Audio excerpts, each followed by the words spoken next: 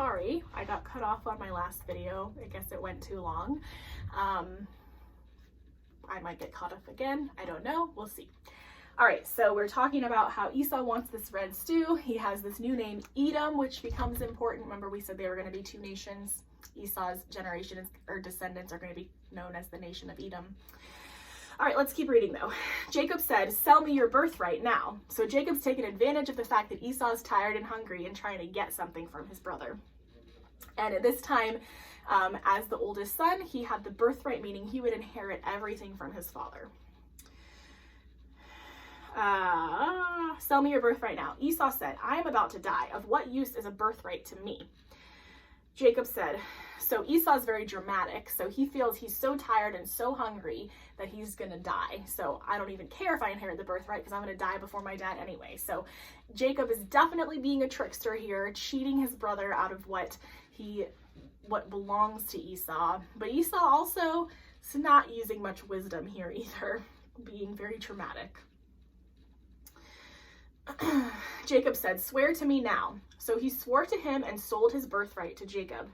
Then Jacob gave Esau bread and lentil stew, and he ate and drank and rose and went his way. Thus Esau despised his birthright. So Esau resents this whole situation after it transpires.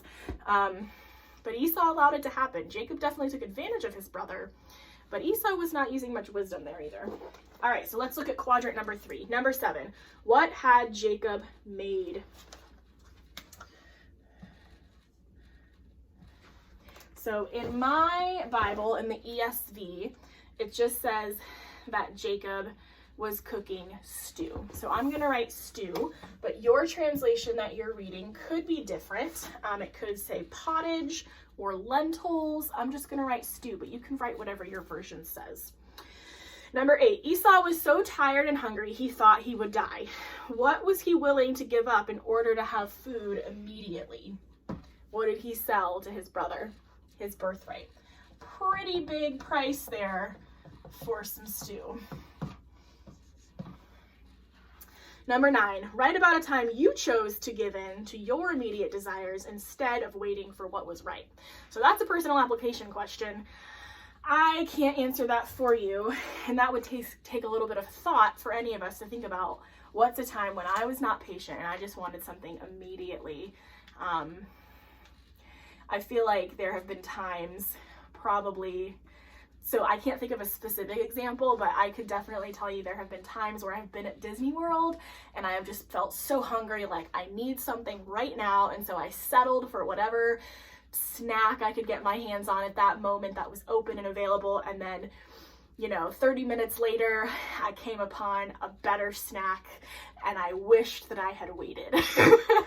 That's kind of a silly example, but that's what I immediately thought of. So you can take some time on your own after this lesson is over to think of maybe there's a time that you have a similar circumstance. All right, but let's read our last section for this page and fill in that last quadrant. Where's my eraser?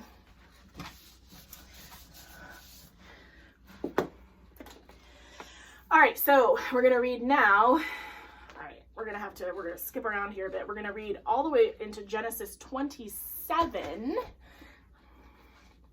Okay, so Genesis 27, verses 6 through 17. This is going to be a bit of a longer section here, and then we're going to read some more too. 6 through 17. Rebekah said to her son Jacob, "I heard your father speak to your brother Esau. Bring me game," and game meaning like animals he's killed, hunted, deer or something like that, "and prepare for me delicious food, that I may eat it and bless you before the Lord before I die. Now therefore, my son, obey my voice as I command you. Go to the flock and bring me 2 good young goats, so that I may prepare from them delicious food for your father, such as he loves. And you shall bring it to your father to eat, so that he may bless you before he dies."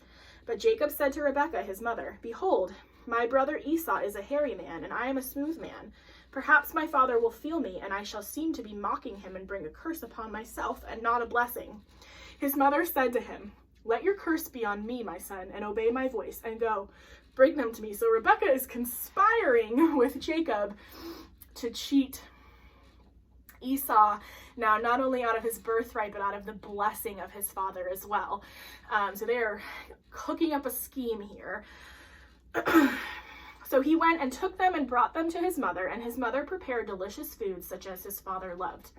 Then Rebekah took the best garments of Esau, her older son, which were with her in the house, and put them on Jacob, her younger son. And the skins of the young goats so she put on his hands and on the smooth part of his neck.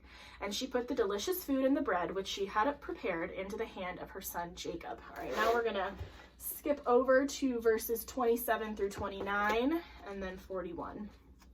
Down to 27. So he came near and kissed him. And Isaac smelled the smell of his garments and blessed him and said, "See, the smell of my son is as the smell of a field that the Lord has blessed. May God give you of the dew of heaven and of the fatness of the earth, and plenty of grain and wine. Let peoples serve you, and nations bow down to you. Be Lord over your brothers, and may your mother's sons bow down to you. Cursed be everyone who curses you, and blessed be everyone who blesses you." And then verse 41. Now Esau hated Jacob because of the blessing with which his father had blessed him. And Esau said to himself, "The days of mourning for my father are approaching. Then I will kill my brother Jacob." So we've got lots of issues here. If you think you have problems with your sibling, I bet they're not as bad as these issues were between Jacob and Esau. This was not a good relationship. And part of the problem was that the parents had favorites. That's never a good situation.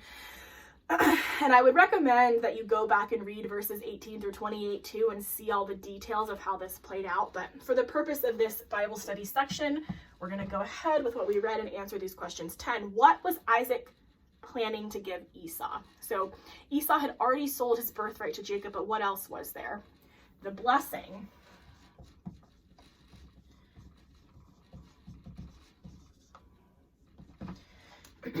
11. Who gave Jacob the idea of deceiving his father? It was Rebekah, his mother.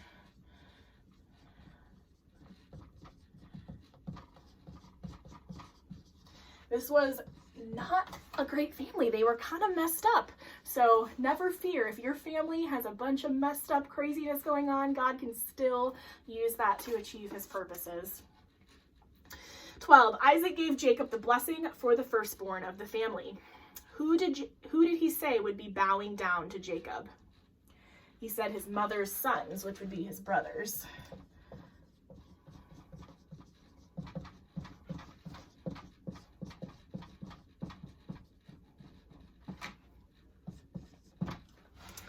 And then 13, how did Esau react to Jacob's receiving the blessing? He said he was going to kill him. He threatened to kill him.